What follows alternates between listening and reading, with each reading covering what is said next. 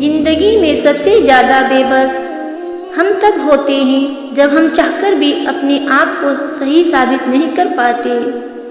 جب سب ٹوٹ کر ہار کر انسان اللہ کی طرف بڑھتا ہے،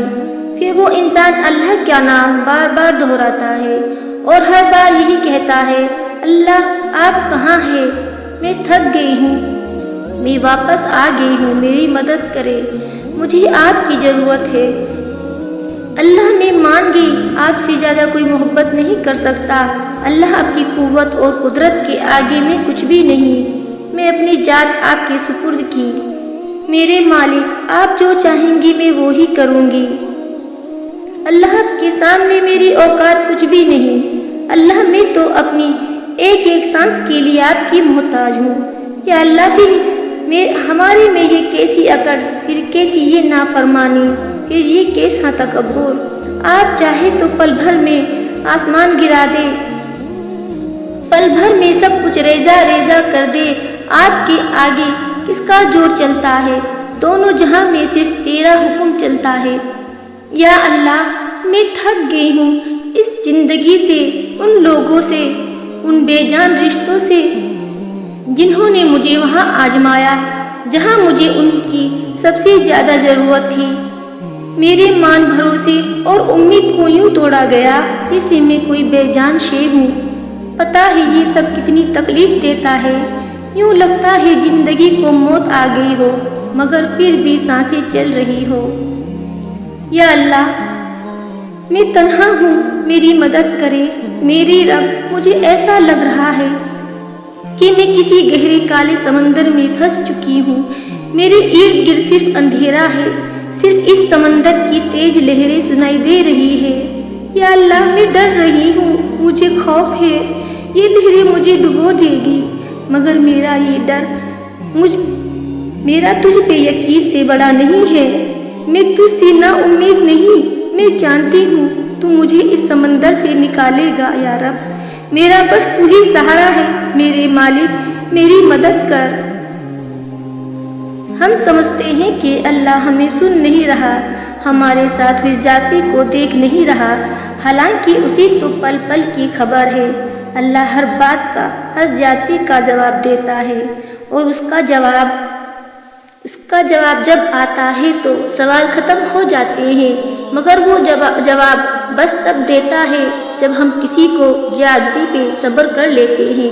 جب ہم خاموش ہو جاتے ہیں۔ ہاں وقتی طور پر ہمیں اس کی مصلحتیں نہیں سمجھ آتی،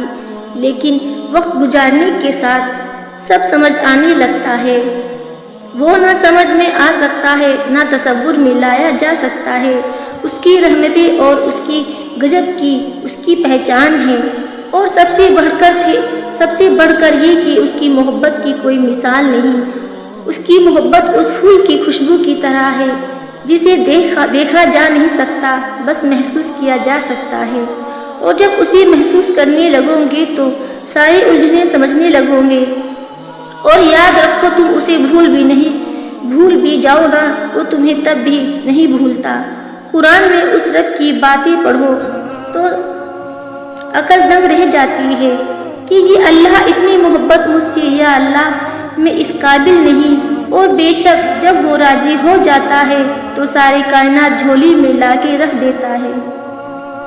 اکثر میں اللہ سے سوال کیا کرتی تھی کہ یا اللہ میں ہی کیوں، جب میں خود کو غصے اور تکلیف کی کیفیت میں اور زیادہ اذیت دیا کرتی تھی، مگر پھر جیسے جیسے وقت گزرتا گیا مجھے ہر چیز کی سمجھ آنے لگی، اب میں سوال نہیں کرتی، اب میں جانتی ہوں کہ جو ہوتا ہے اس اللہ کی رضا ہوتی ہے، اور زندگی تب بہت آسان ہو جاتی ہے جب ہم ان لوگوں کے پیچھے بھاگنا چھوڑ دیتے ہیں جو ہمیں ہمیشہ کمزور محسوس کرواتے ہیں، جو ہماری روح تک پہنچنے کی کوشش بھی نہیں کرتے، جب ہم دوسروں سے محبت کی بھیک مانگنا چھوڑ دیتے ہیں، یہ ساری مصلحتیں سمجھ آنے لگتی ہے، پھر اللہ سے محبت ہونے لگتی ہے، بس ایک وہی تو ہے جس سے بھیک نہیں مانگنی پڑتی، ہم تو بس سوچتے ہیں اور عطا کر دیتا ہے۔ یاد رکھو محبت بہت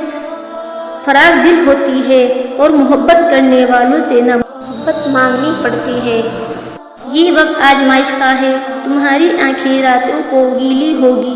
دل 1000 بار ٹوٹے گا، صبر آزمایا جائے گا، امتحان میں ڈالا جائے گا، لیکن یہ وقت بھی گزر جائے گا۔ ہر مشکل کے ساتھ آسانی ہے، یہ مشکل تھوڑی ہی باقی رہ گئی ہے۔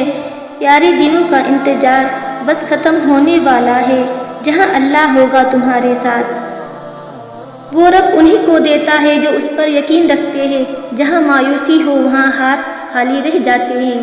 پھر ایک وقت آتا ہے جب دل سے ساری خواہش ختم ہو جاتی ہے، بس پھر وہی ہو جو خدا چاہتا ہے۔ وہ کبھی تمہیں تکلیف میں مبتلا نہیں کرتا اور نہ ہی وہ تمہیں تکلیف میں دیکھ سکتا ہے، اسی لیے جب تمہیں کوئی چیز ستانے لگتی ہے تو وہ اس کو تم سے دور کر دیتا ہے۔ جب تم خوشی کے ذریعے اس تک پہنچ نہیں پاتے تب وہ ایسے حالات پیدا کر دیتا ہے کہ تم اس کی طرف دوڑے چلے جاتے ہو۔ تمہیں بھلے ہی اس سے محبت نہ ہو، مگر اس کو تم سے اتنی محبت ہے کہ وہ تمہیں خود سے دور جاتا ہوا نہیں دیکھ سکتا۔